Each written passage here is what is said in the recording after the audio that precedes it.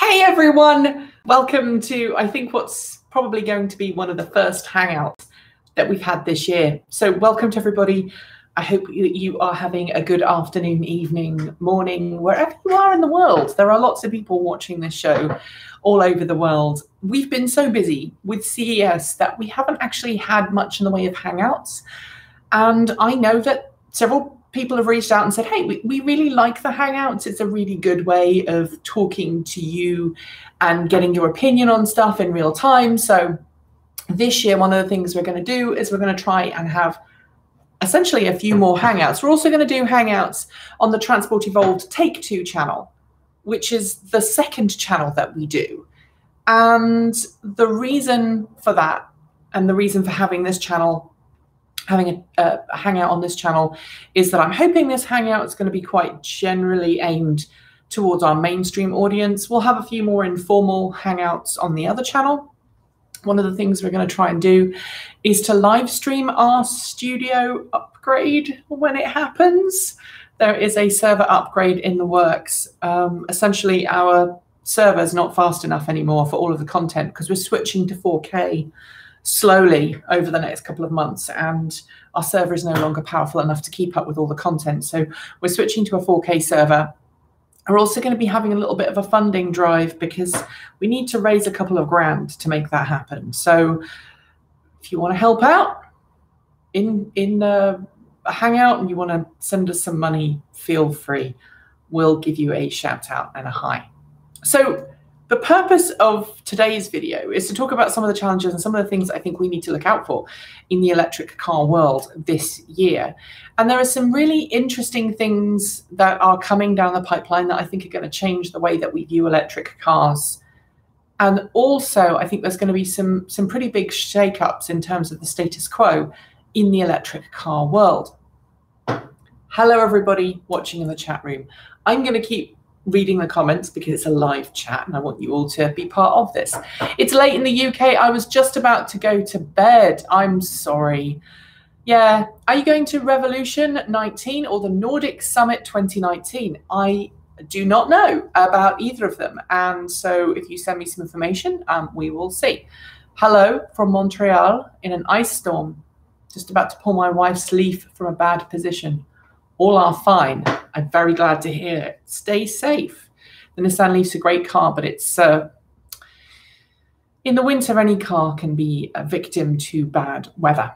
All right, so there's some really big things that are going to happen this year. Obviously, we're going to have the Tesla Model 3 start sales in Europe, which is going to be great news for anybody over there who's still waiting. I know that several of you have reached out and said, hey, I've been waiting for Model 3 so long and I've decided to just give up, especially in the UK, interestingly. A couple of people, including the wonderful Mark Chatterley, who used to be one of the main hosts on this channel. Hi, Mark, we miss you. Have just said, you know, I've kind of given up on Model 3. I've decided to buy a new EV because the wait's been too long, and also because of Brexit and kind of increased prices and everything else, the car's just too expensive for me. So it's going to be interesting to see how many European customers, beyond those really hardened Tesla fans and those who can afford to wait, how many other people will buy a Model 3. I think Model 3 is going to sell pretty well in mainland Europe. I'm still not convinced it's going to sell super well in the UK, and we're probably not going to see right-hand drive Model 3s until the second half of this year anyway. So so that will be interesting. Hello to everybody in the chat room. I can get you free tickets to Revolution 19. Shoot me an email. Yeah, absolutely. Absolutely. Show@transportevolved.com. Hi from Alabama. Hello from Philadelphia. I love your channel. I love Philadelphia, so that makes two of us. Did you come to a conclusion from people's comments on how far is enough video? Yeah, that's the other thing I was going to talk to you about today. 200 to 300 miles seems to be like the standard thing in terms of distance, in terms of comfortable distance before people feel the need to charge. When we drove all the way from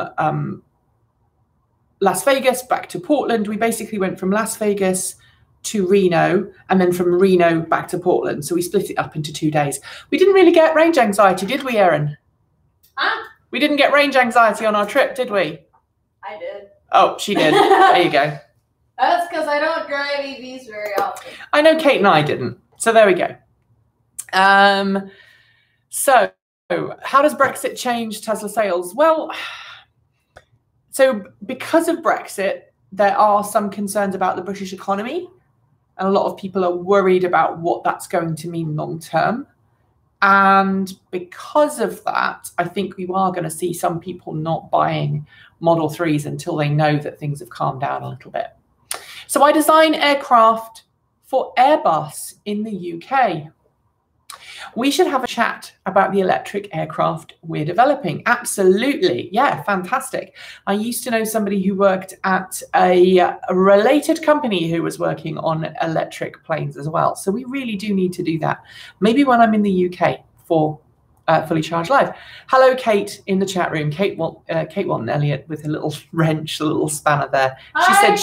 She said she didn't get range anxiety, so it's 2 to 1 there, Erin, I'm afraid. That's fine. I'm the one driving the gas car, so I mean. Which needs new struts. Yes. Yeah, poor Erin.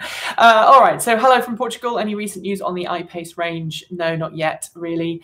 Pound is going to dictate a huge amount for EV, especially due to Brexit. Leaf may still dominate due to Sunderland production. That's a very astute observation there. I think you're probably right. And that's one of the things that we want to talk about this year in terms of EV sales. I think the UK's EV adoption is going to continue apace, but I think the cars that people will choose are going to be very different to the cars that are chosen in other parts of the world.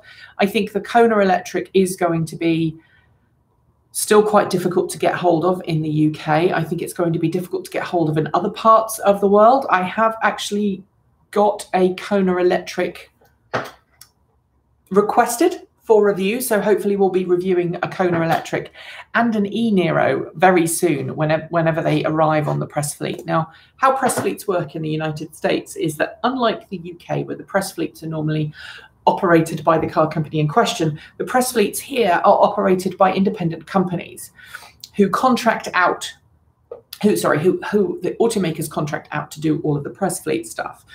And those companies can't obviously lend you a car to test drive and give a review on until they have one on their fleet. So I'm waiting for the Kona Electric. I'm also waiting for the Niro and a couple of others as well. So back to what we're going to see in 2019. I think we are going to see a massive increase in the number of cars being sold globally. Electric cars really took off last year, and I think we're going to see maybe a global market share increase.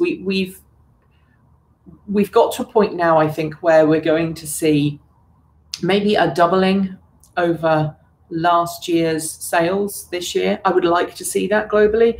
Whether we will or not depends on battery availability and other things, but there's no reason why we can't, especially with Tesla pushing out Model 3 in such high volumes, especially with Hyundai, Jaguar, and Audi all pushing out models.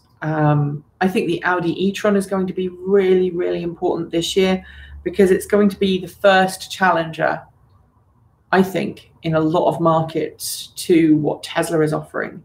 And that's not to say that the I-Pace is not a good car, because it is, but I think the e-tron is going to appeal very strongly to its domestic market in Germany. But I think the rapid charging that car offers is going to be its USP, being able to charge at 155 kilowatts flat out.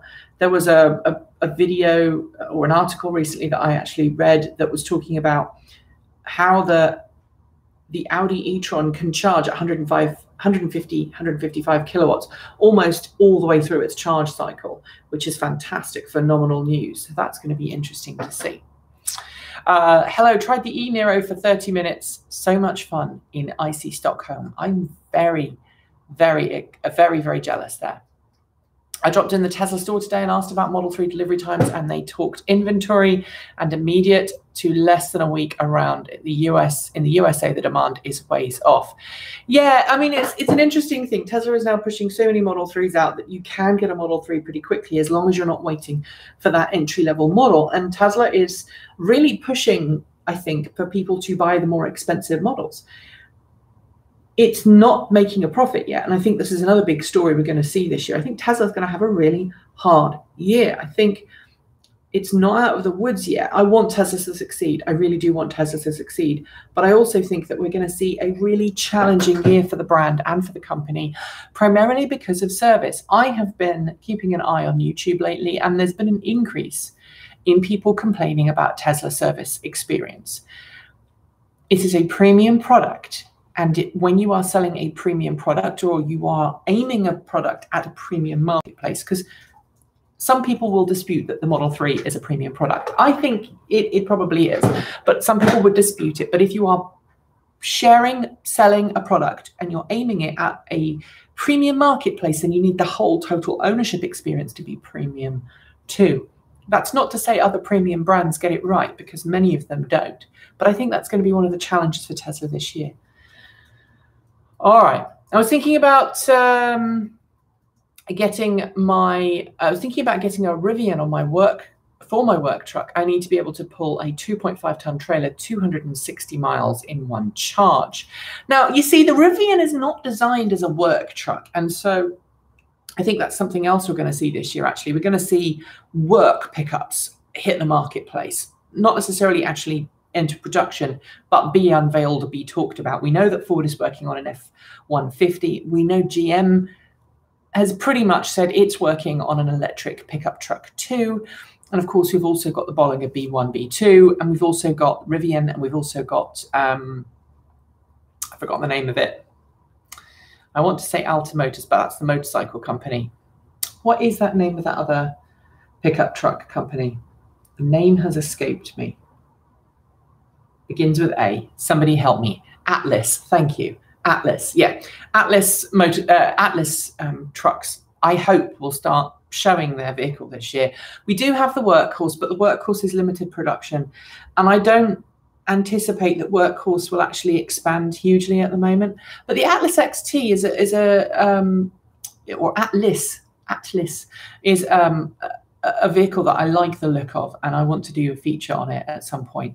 And it actually reminds me, several people have reached out to me and said, why haven't you done a video on this company? Why haven't you done a video on this company? And it all boils down to two things. In order for me to do a video on a particular company, that doesn't include me just talking to camera like I am right now. I need to have access to B-roll, or I need to have access to the vehicle, or ideally both.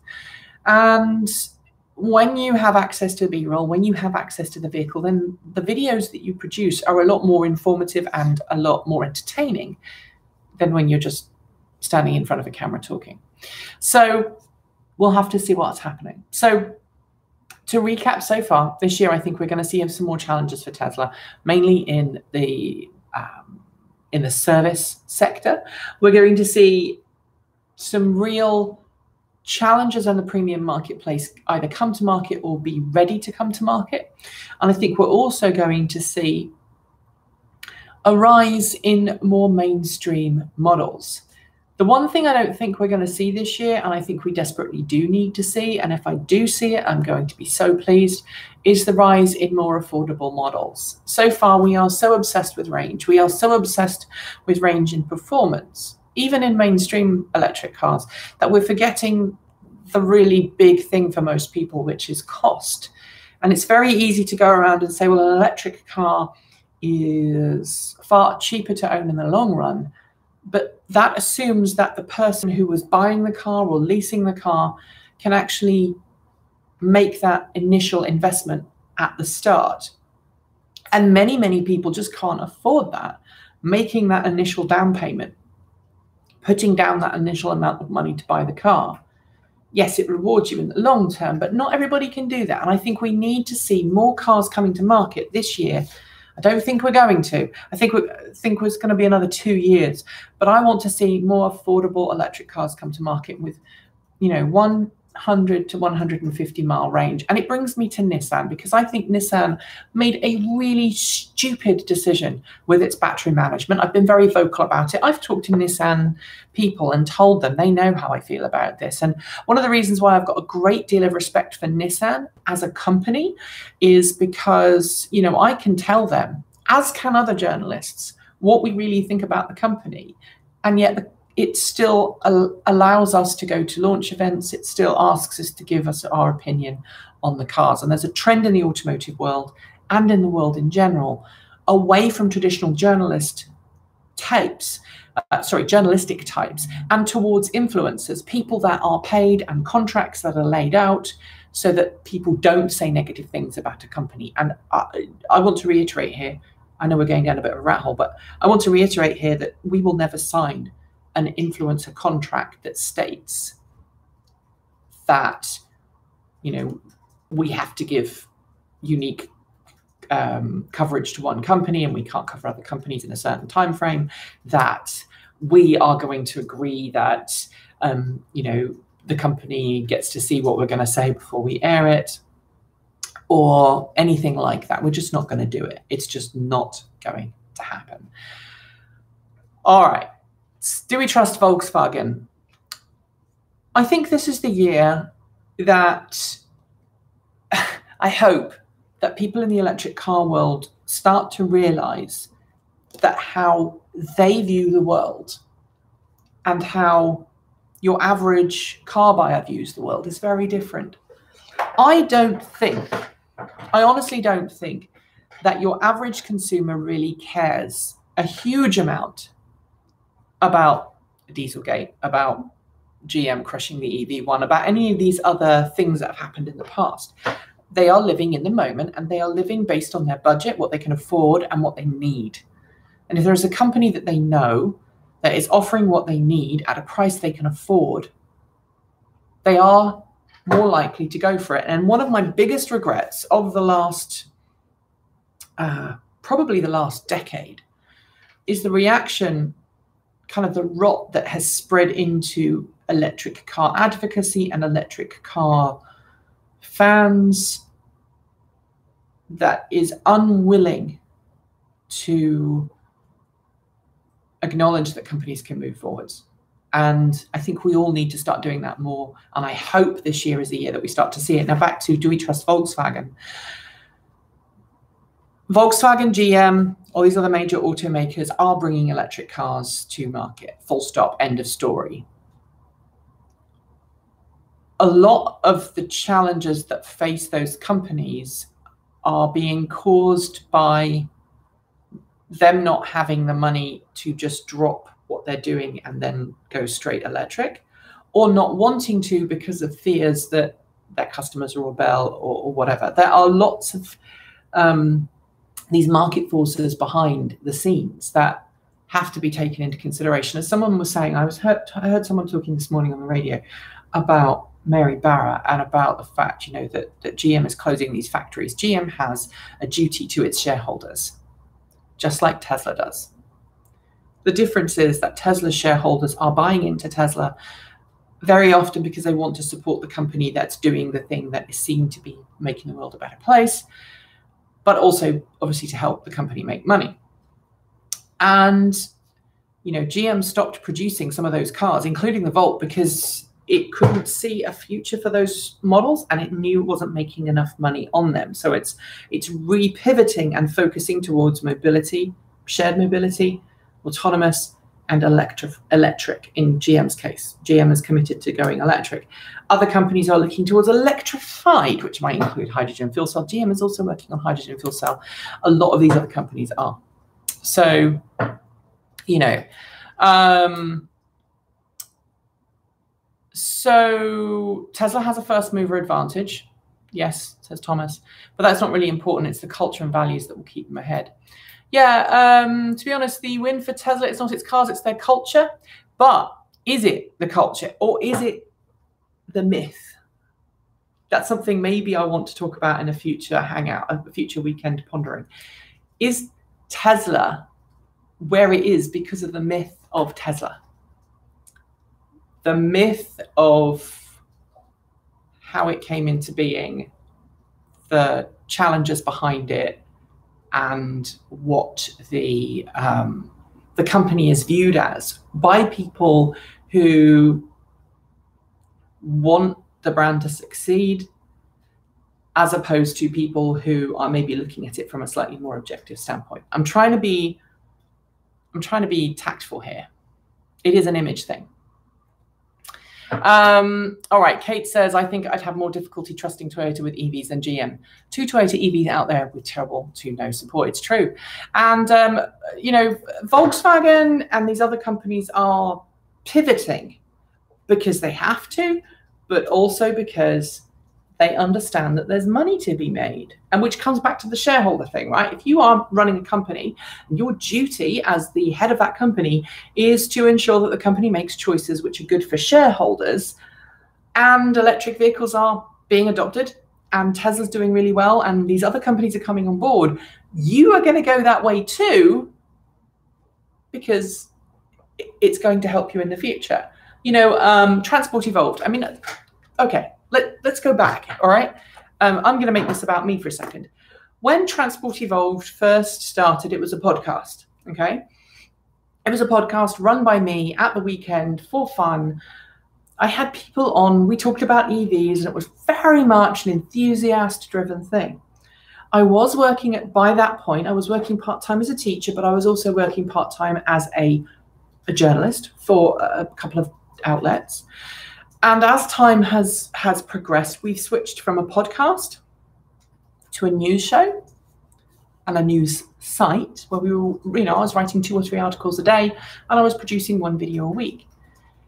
And it got to the point where I realized in order for the company to grow, in order for Transport Evolved to continue as a brand, I needed to focus on the thing that I was really good at, which was making videos and talking about these things, and leave the things that I could do but maybe didn't have an edge in, like writing the articles and keeping up with the flow of news, because obviously writing articles takes a lot of time. I made the switch to becoming an all-video news network, a YouTube channel essentially, with just a website. You can go back and you can read the articles that I've written, but that's not really what the show is about, not what the channel is about now. It's all here on YouTube, and we pivoted because I knew that's where the future lay. As far as I could see it, as far as I was able to look into the future, I knew that video was becoming more important, and therefore I made the pivot and pushed into video. And I started doing, you know, these videos just before Robert started doing Fully Charged. And together we've kind of both come through and grown that in the same way. All right. The fuse has been lit. It's interesting that large manufacturers are using sub-brands to start the electric journey. Perhaps that satisfies the traditional backers. Yeah, it does. And I think it's a way for them to experiment without losing faith in, without their shareholders losing faith in the brand. It's not just the culture or the myth, but the vision, says Andy. Yeah, that's also part of it. Well, it's part of the culture, the values, like Apple to also care for the brand. Yeah. And I think Tesla is divisive, just like Apple is. You know, you are either an Apple person or you're not an Apple person. I think if you just look behind you, look behind me even, I mean, 1, 2, 3, 4, 5, I use Apple products, right? I like the way that Apple's products have worked. They just worked for me. I like the way that things operate. I like the way that things have been for me. I like the support. I like the longevity of the product generally. But I also know that there are things that Apple does that are absolutely terrible. Like, I mean, the way it treats repairs is terrible. You know, I don't like that. And I guess at that point, I've had to make that decision as to whether do I support a brand that's doing something that I really don't approve of and go elsewhere, or do I try and support the brand but acknowledge that those are the issues and need to be able to talk about them? And I think the same is something that needs to happen for Tesla owners a little bit more. Should we expect to see more advertising in the EV in the regular media? Oh, yeah. Absolutely. I think we're going to see more. I've already started to see more. And I think there's some very interesting, clever branding coming out. I think there is still, however, significant brand blindness and market blindness in the advertising industry. It's something that I've talked about time and time again with the wonderful Matt Teskey of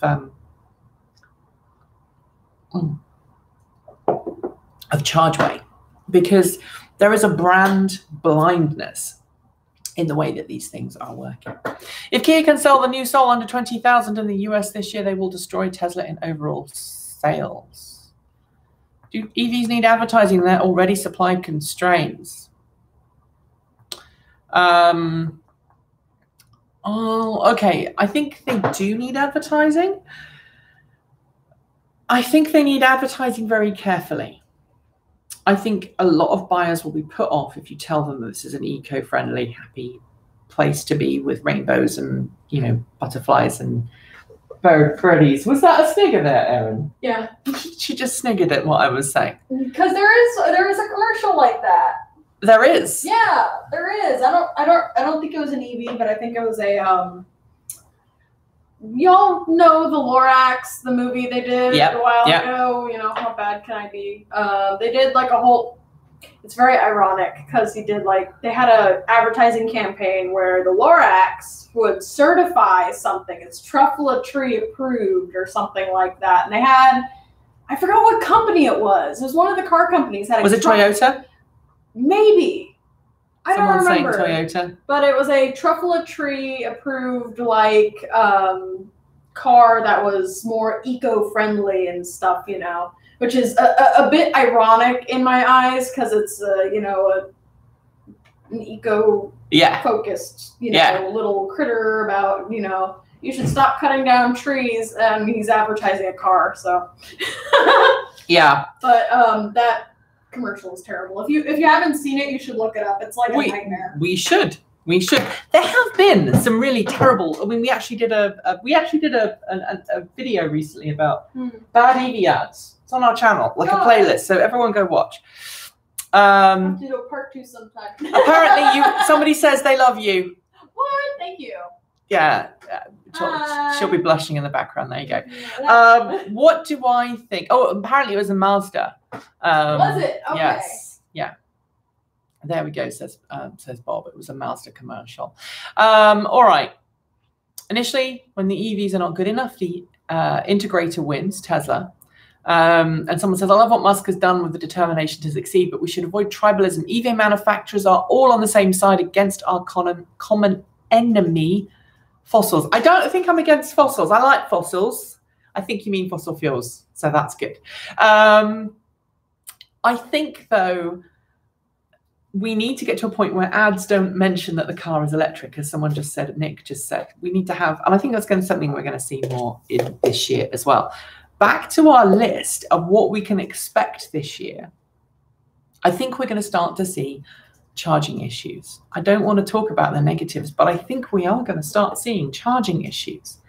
The challenge with all of these electric cars coming to the market, which is fantastic, is that we're going to start to see charging station issues. Now, when we were coming back from Las Vegas, we stopped at one charging station in Redding in California.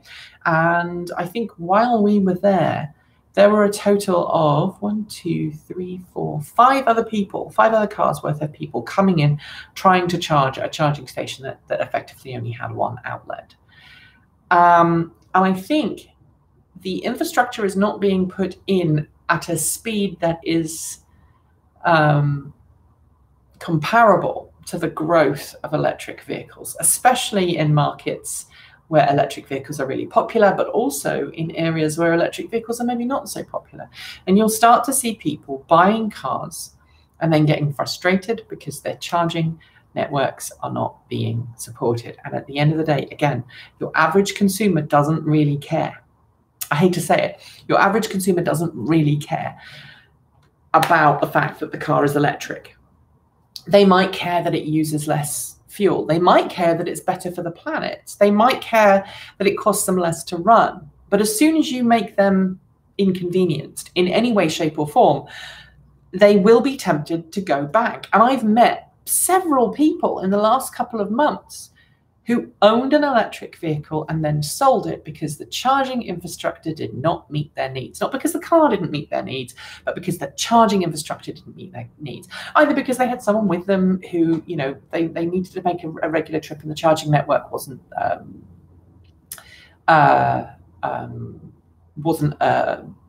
reliable enough, or because they just didn't have the time to go in between. I think one of the EV problems at the moment is the plug war. J1772, Type 2, CCS, CHAdeMO, Tesla for the West. Yeah.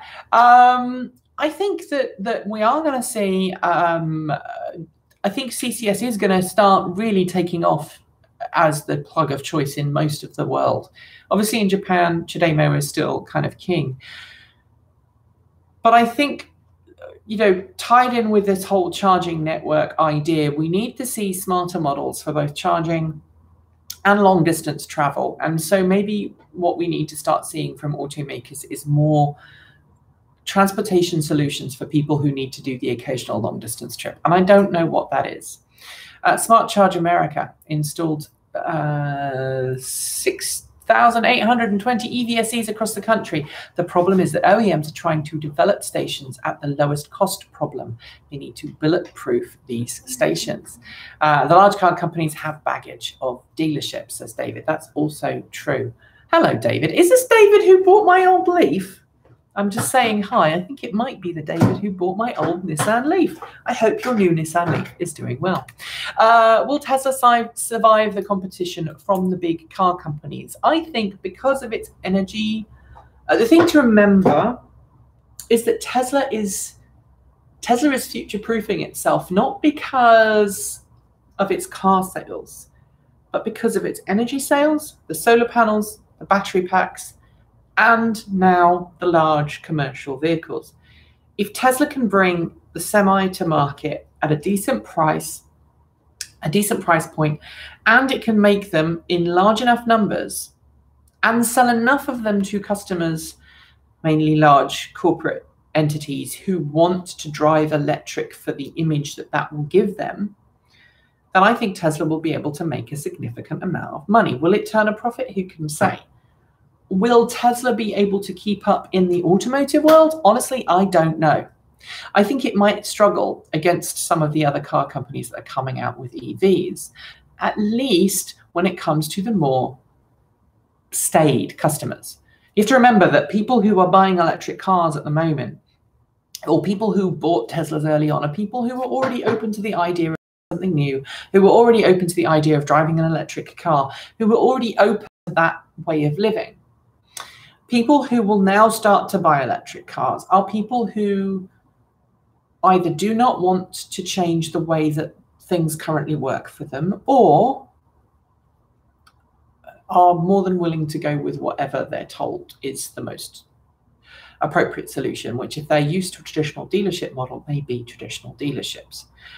People are very slow to change. People are very slow to change. And let's remind ourselves that people don't always buy the best technically, the best technology. They don't all go out and buy the top of the line computer. They don't always go out and buy the computer that's best engineered. And there will always be a small group of people who go, oh yes, well, this is the best solution. Given the price point, I'm willing to do the research. I want to have the best product, therefore I will go and buy this. But there were other people who will go, yeah, I will quite happily go to Best Buy and buy a computer that's there because that's how I buy a computer. And I think there will be people who have that attitude to cars, and they will be buying electric cars because as electric cars become more common, that switch will become more useful. A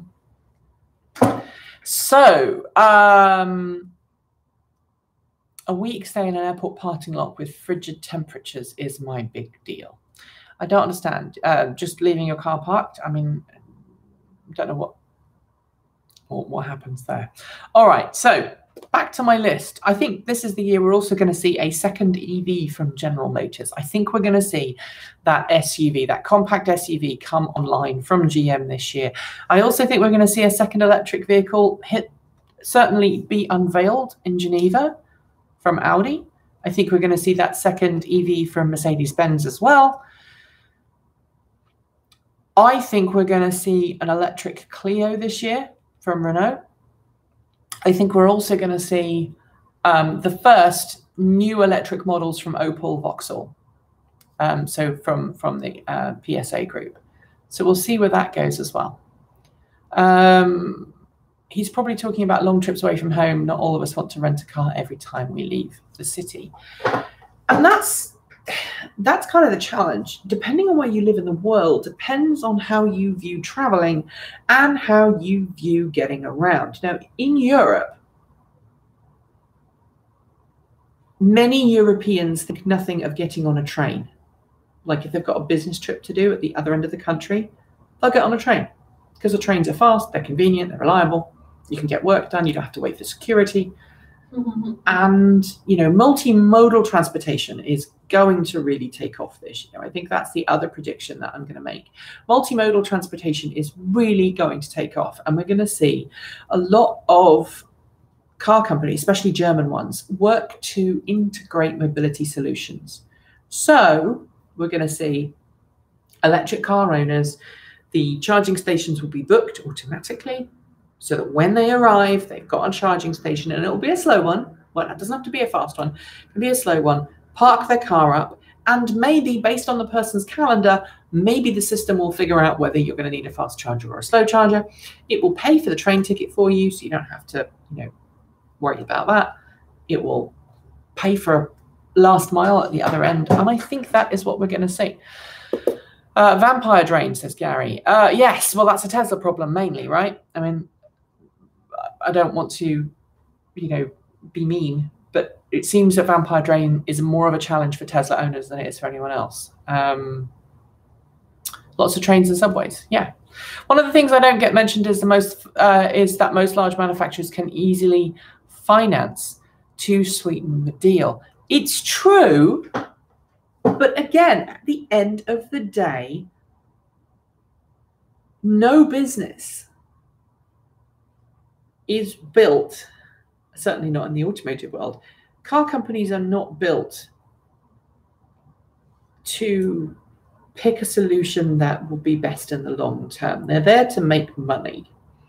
And if you have to put a lot of finance products up to get people bums in seats, then that impacts the bottom line. And so a lot of car companies won't be willing to do it unless they've got the technology that they know that they've got that future retail value, and they've also got that future battery capabilities that they can recycle and use in the future. Vampire Drain is a bit big on the I-Pace too, and rumours also on the Taycan. Not good. So the question is, if you rapid charge to 100%, you have the same range as an overnight charge to 100%. No, rapid charging is, yeah, not so good. Have I heard about the Panasonic Toyota partnership? Sounds like Toyota will be entering the electric vehicle market soon. I think Toyota is going to, because everybody else is. You know, Honda just announced today, it's showing pictures of its cute little car. I am working on something at the moment with Honda. I say with Honda. I'm planning a trip down to see Honda. I'm kind of battling out the details with Honda at the moment to try and go and see some of the stuff they're doing. But obviously the reason why we're battling it out is I want to make sure that they need to make sure that what they want to show me is ready to be talked about. Does that make sense? I just read in Tesla it's 3% per week or 1% if you set it in energy saving mode. That's crazy. It really is. BMW is ending the i3, can't compete with Model 3. BMW is switching its focus away from energy efficient to electrified mainstream models. There was a mysterious vehicle that appeared yesterday. Someone sent me a photo and said, "What do you think?" And I said, it's either a BMW or an Audi. It was a camouflaged car. I think it's a BMW. So there you go. Let's see where everybody else is in the chat. Let's talk about one of the things that, other things that we're going to be looking forward to. I think we're going to see the Model Y at the end of the year. We're going to see an unveil event. And I say end of the year, I think probably September, October. So end of Q3, beginning of Q4, we'll see the Model Y. I think also that one of the challenges facing Tesla this year is to keep Elon in check, which is going to be fun because he's so enthusiastic about what's happening. He wants to share everything. I mean, he wants to make sure that everybody knows exactly what's going on, and it's a very commendable wish, right? But at the same point, I think it's Tesla needs to make sure that it focuses and isn't quite so ADHD. All right. He's just really excited. He's very clever. He's a very clever guy, and his brain operates far faster than most of us. All right. 38 UK cities about to introduce clean air zones, killing diesel below Euro 6, like Germany, France. Imagine EV demand will increase so fast. It will. I think we're going to see a major an increase in EV sales, but I think we need to see more affordable markets in England because of Brexit. You know, people aren't buying houses, people aren't spending money, people aren't going on holiday. You know, the UK shops had a bad Christmas, apparently, as someone was telling me the other day. And it's because people don't know. They don't know what's going to happen. They're not going to buy an expensive car. And unfortunately, at the end of the day, electric cars are still way too expensive. In this year, though, we're all going to see an increase in electric motorcycles. There was actually a video we posted today about that, so that's a really good thing. We're going to see a massive improvement in the number of electric motorcycles coming to market, and we're going to see a massive improvement in range and performance. I don't think everybody's going to make that switch, but it's going to be interesting to see how many people choose that over other vehicles. And e-bikes. Well, e-bikes is an interesting one because Chinese e-bikes obviously are getting hammered by tariffs right now. There's tariffs in Europe, like 78%, I think, off the top of my head. Obviously, e-bike tariffs in the US because of Chinese imported goods. And so it's going to be interesting to see where that goes from there. I think we are going to see more in terms of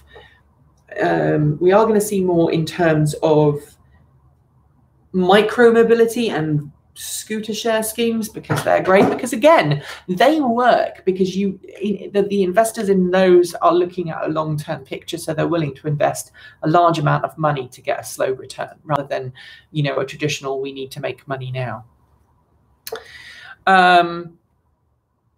Thank you, Bob. We are still at the innovator stage, less than 2.5%. The first hard turn is solidifying the tech for the early adopters. Transport Evolved is always good.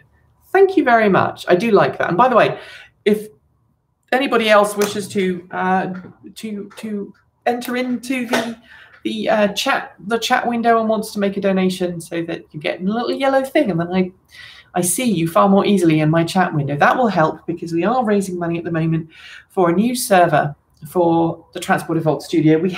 Somebody has sent us is sending us the case for an old 45 drive Storinator. We're going to have to upgrade the internals with a new motherboard and stuff, and then we'll be able to produce videos far more quickly. And my goal this year is for Transport Evolved to spend less time at the computer editing videos and more time filming them. We've also got a new computer coming as well. All right. Any pointers towards big e-motorcycles, even if the biggest Zero is still really small? I am hoping this year. I mean, I sat on the Livewire. It wasn't a small motorbike. I personally wasn't a huge fan of the Livewire. It's engineered to make a large amount of noise. We didn't get to film anything with them, unfortunately, at CES. We're hoping to try and hook up and get something done soon. So, you know, there we go.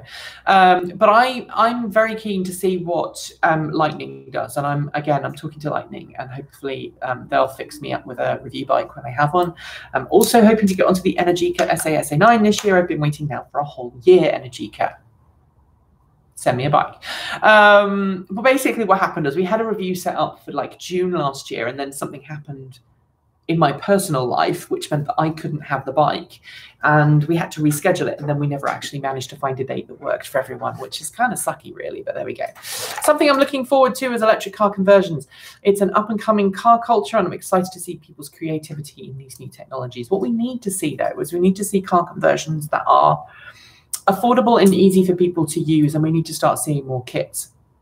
The challenge is, the newer the car, the harder they are sometimes to convert, because you have to do all of the CAN bus spoofing and all of these other things that you never had to worry about when you were converting cars from the 60s or 70s. So I love conversions. I am coming to Fully Charged Live UK this year, along with Erin, and also with Kate. We're coming, all of us are coming, assuming I can afford the plane tickets.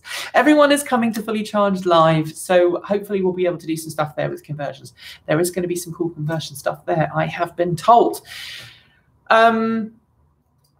One of our challenges, one of our hopes with Transport Evolved is that we move into a bigger studio this year, and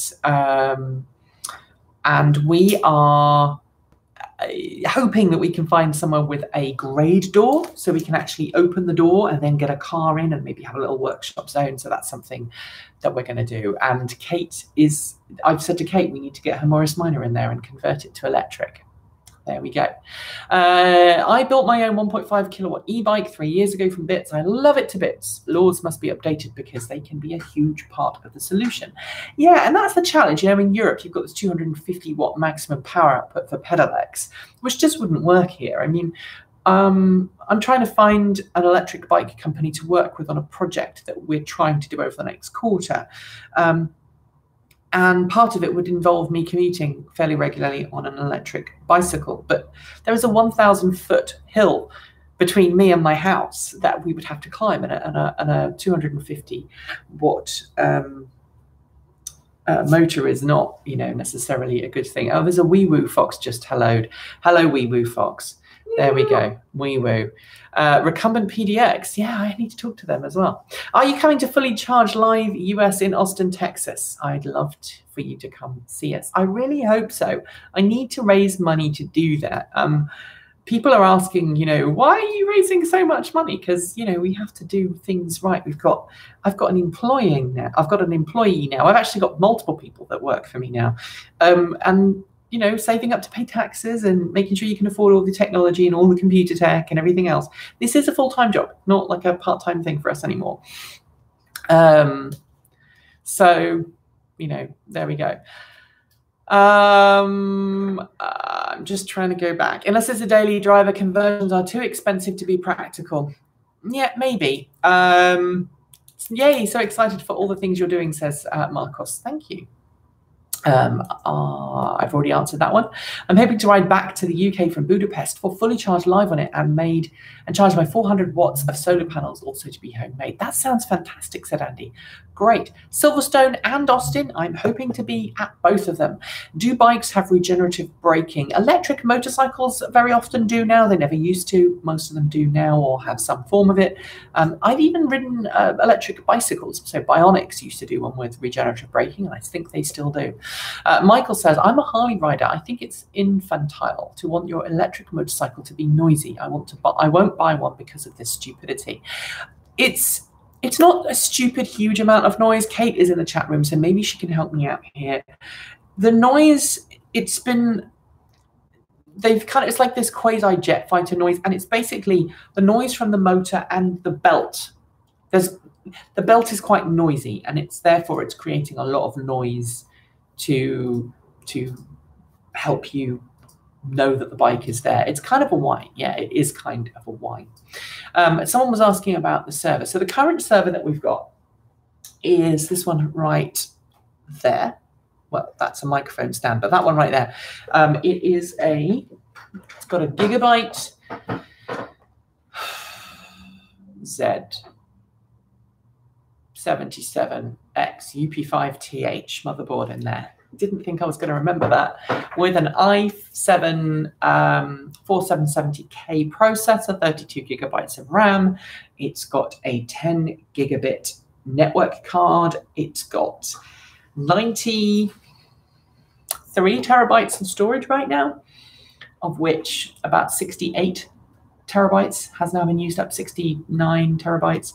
So it's getting a little hair raisy because sometimes when I'm working on projects that can go up by 10 terabytes quite easily and then back down again. It has 32 gigabytes of RAM. It has a 2 terabyte SSD, and we are switching.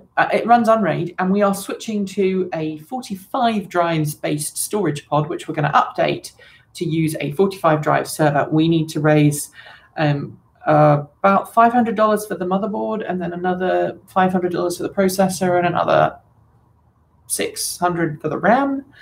And then we'll repurpose the power supply we have out of the unit that we're getting. We'll be upgrading the internals in that so that it uses direct attached storage rather than backplanes. And at that point, it will be kind of like a cheap, poor man's version of what Linus uses over at Linus Tech Tips. And that will mean that we'll be able to have multiple people editing 4K video at the same time. It's rare at the moment, but it does sometimes happen. And when I'm working with 4K video, if I'm doing multiple angles, like so when we did the Scoop video, and we did a couple other videos recently, Tesla Model 3 review, some of that footage was 4K.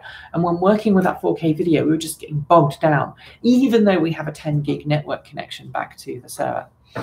I think the noise is a kind of Marmite thing. Frankly, the honest noise an EV motor makes is what I like, says Kate. Unraid, oh, says Dax. That doesn't sound so confident. I mean, we'd go to a different server solution. The challenge is that all of the data we've currently got is sitting on Unraid. And if we want to transfer that from Unraid to something else, the 69, 70 terabytes of stuff we've got, we would have to get another 70 terabytes of hard drives, which is kind of expensive to then move that over to some like another Linux-based storage system. It's kind of insane. So there we go. What's it? AZUBEU is selling some cool pedal EV trikes, and they have a Portland dealer. I will try those out. I shall maybe have a look at those very shortly. All right. Anything else that we're looking forward to this year? Other than obviously the explosion in affordable EVs, which I think we're going to start seeing. And affordable, by that I mean somewhere between the £20,000 and £35,000, which is what going to be like the $30,000 to $40,000 mark. It's not going to be affordable for everyone, but if you are in the market for a new vehicle, that's pretty competitive. Yes, there are internal combustion engine vehicles that cost less, but if you look at the mean price that people are paying for cars at the moment, it is around that. What about tax credits for EVs? Well, I don't think they're going to last. I think if our current United States president gets his way, we will see them ending. Obviously, the current government shutdown means that we could potentially end up with a recession, which could do some very bad things to electric vehicles and the economy in general. And obviously, if people are struggling to find food for themselves, or they're just struggling financially, then they're not going to be wanting to buy a brand new car, regardless of what it's powered by. So I think we're going to see some challenges there. I think, and we are going to see, I think we're going to see some lowering of credits in the UK again, because, you know, 60,000 registrations last year was fantastic. But it does mean that electric vehicles are really starting to gain a market share in England. I don't think we're going to see that hugely. All right. So Michael says, well, okay, I wouldn't like an irritating belt motor wine either. Sounds cheap, and at $30,000. I've looked at the Zero, nice and quiet. Yeah, I like the Zero. I do like that. Halve your video file sizes by converting to H.265. Yes, but because of editing, ProRes is the standard speedy way for us to work. So it's kind of swings and roundabouts. Have you seen the new commercials I've been shown on YouTube saying that coal is better than electricity and windmills and solar panels? I haven't, and I would love to know about them. If you have seen them, please send them my way, because I want to make sure that they don't appear on my channel. And if they do appear on my channel, know that I don't have a direct input on what ads appear on my channel. I can say what I don't want. Once someone shows me an ad that they saw on our channel, if they tell me, then I can specifically go to YouTube. Dude, no. Also, what about home chargers? Any new check? I think we're going to see 7 kilowatts, obviously going to be currently the standard. I think we are going to see that increase to a little bit in certain markets, especially in Europe with 3-phase. So it'll be interesting to see. Mercedes will use wireless charging, but wireless charging, it's just still not efficient. Still not efficient. It's still just as easy to just plug in. I don't get wireless charging. And I've got a wireless charging car. We've got a wireless charging Nissan Leaf. We don't use it anymore because it's just doesn't make sense. All right. Kate Walton Elliott says, finishing this bloody house so that I can come to Portland more. Is that not what you mean? Yeah, it would be lovely to see you down at the studio a little bit more. Erin and Kate would be great to have working full time in the studio. Right, Erin? Right, Erin? Huh? I said it would be great to have you and Kate working full time for the channel. So we've got to increase our income this year so we can get her employed full time and we'll get Kate. I'm tired of working at the craft store. So there we go. So that's one of our challenges, and that's pretty much all that I had on my little list of things to go through this year. We are going to be. I'm working on a little video. Actually, Kate is going to be working on. Kate has been working on a video with Bell helicopters, except it's not Bell helicopters, it's just Bell. I'm working on it now. We've cleaned up the audio as best we can, and that's going to be going online in a bit. It won't be today, it'll be tomorrow. And then tomorrow we've got the usual, Friday, we've got the usual Transport Evolved show, which should be fun, and we should be able to get that working. And for some reason, my screen has disappeared, and now I don't know what we're doing. I think Belle made the Airwolf from the TV show, potentially. I'm not sure if it came up in your channel, but I saw the Cole commercial too. Please let me know. You've got the Bell helicopter. Yes, we need to do the Bell thing more often. There are a number of science papers that show wireless charging makes your battery last longer. Send them to me. I want to see them. We want to do more sciencey stuff this year. We've got a potential collab coming up with someone locally who is into science, and we want to work with them more, but obviously we need to afford to pay them. So that's another one of our challenges this year. In terms of where we're off to and what we're doing a lot this year. We are going to Southern California. I am coming to San Diego in about a month and a half's time. We will have more on that soon. Then hopefully the three of us are off to India. Fingers crossed. We're going to India to do some electric vehicle test drives over there. And Q&A library, send them to show@transportevolved.com. show@transportevolved.com. Best way of getting stuff to us. I couldn't possibly say. We are going to India, hopefully. We are going to go to San Diego, hopefully. We are going to go to Torrance in California, hopefully. And we are also hoping to go to China this year. Of course, India and China does depend on travel arrangements and everything else. We are also going to England, where we will be doing the Fully Charged Live. Then we're going to Texas as well, Fully Charged Live there. Wow, Tata, I can't possibly comment. Any news on graphene batteries? No, not yet, but it's something that we want to focus more on this year. And again, so stuff like this takes a lot of, like, the stuff like the battery tech takes a lot of time and energy to research. And if we're going to go and do interviews with people and we're going to get B-roll of the stuff being done and the labs and everything else, that takes a lot of time and a lot of money and a lot of cost. So if you can support us, go buy one of our t-shirts, our swag shirt. This isn't one of our t-shirts. This is the Dash Angel Dragon t-shirt, but we do have swag. You can actually still buy the Nightmare on Oil Street, which is that thing right there. You can still also go and buy the Gigawatts t-shirt. I can also now, I think, buy the Evolution of EVs t-shirt that we were wearing at CES. Transportation. I wouldn't call it EVs. Transportation, yes, because there's a horse involved, yes. And Erin, top secret, is working on a new logo. Shh, can't look. Erin is working on a new, we're rebranding the channel this year. We're changing some things up. We're changing how we film. We're changing how we set stuff up. And hopefully will also be other things as well. My first live ever show. Love the show. Thank you. Should I just stick around for a bit now? Do you just want to ask me questions for a bit? We bought the Gigawatt shirts. We love them. Thank you. I think it's the best supplies of all ID is rear drive, Volkswagen ID. All ICEs of Volkswagen have front wheel drive. Still not sure whether to buy a cheaper Model 3 or wait for a fully loaded Volkswagen ID. No, I don't know. Seen the Danske ambulance service EV? Yes, I have. We covered it in last week's show. We're very good. We're on them. Yeah, we're quick. We are very quick.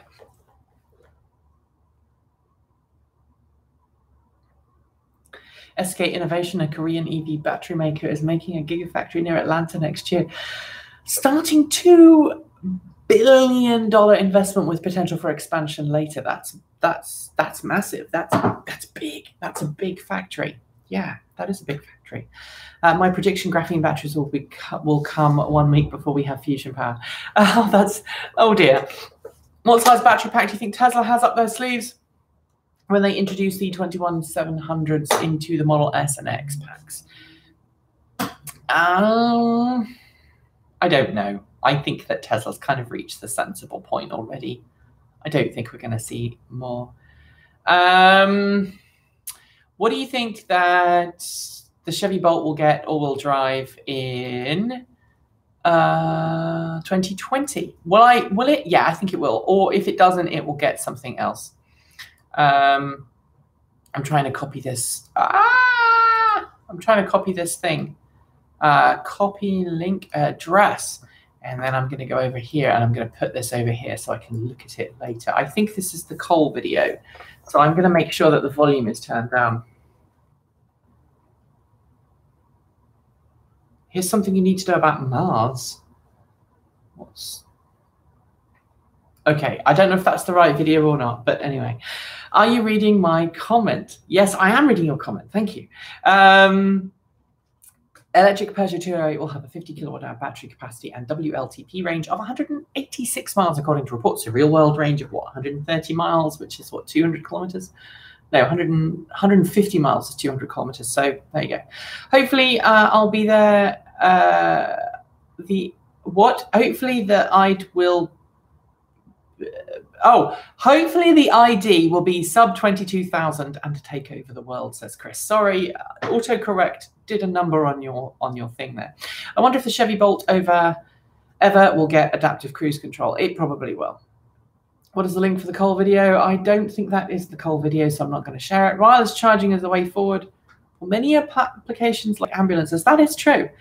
Low Model 3 is superior to ID due to supercharger network. But this is the thing, John. If Tesla doesn't invest in the supercharger network as it currently is, then it might not be. The other thing to bear in mind is that ID, along with the rest of the Volkswagen family, is looking at far higher power charging. And that point, when Tesla supercharger and everything else has the same kind of power levels, then maybe not. Is USA going to use a different standard than MPGE? No, probably. Probably not. Probably not. I'm looking for the Cole video, says Donald. CCS will probably outnumber superchargers in a few years, says Pixel Fairy. Well, okay. The supercharger network has cost Tesla a lot of money. The reason why the supercharger network was built was because there was no other way really to charge cars at that point at the kind of power levels that Tesla wanted in order to sell the cars on. And so, you know, the supercharger network was Tesla's answer to that charging problem. Now other companies are coming online. Some are mandated, like the Electrify America charging stations. Then you may see it change in the future. Not convinced that superchargers are required except for the special long-distance journeys. I kind of agree there. CCS is like VHS compared to Chademo Betamax. Yeah, maybe. Have you heard anything from Sono? Ever since they raised their prices, I feel like they've gone off the map. I know I was disinterested in them after they made the announcements. Yeah, I haven't heard anything. The freezing weather in New England is impacting my range. How about you? Well, over here, we've not really got freezing weather. But you know what? We drove in sub-zero temperatures from Reno all the way to, in fact, from Las Vegas to Reno, we were averaging like 4 miles per kilowatt hour. And then when we drove from Reno to Reading, we hit 4.7 miles per kilowatt hour at one point, which is just insane, in a heavily laden Chevy Bolt. So there we go.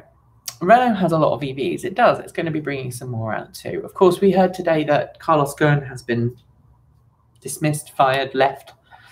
So it's going to be an interesting thing to see what happens. I still don't know what to make about this whole Carlos Ghosn thing, because I've met Carlos Ghosn and something doesn't make sense in that all.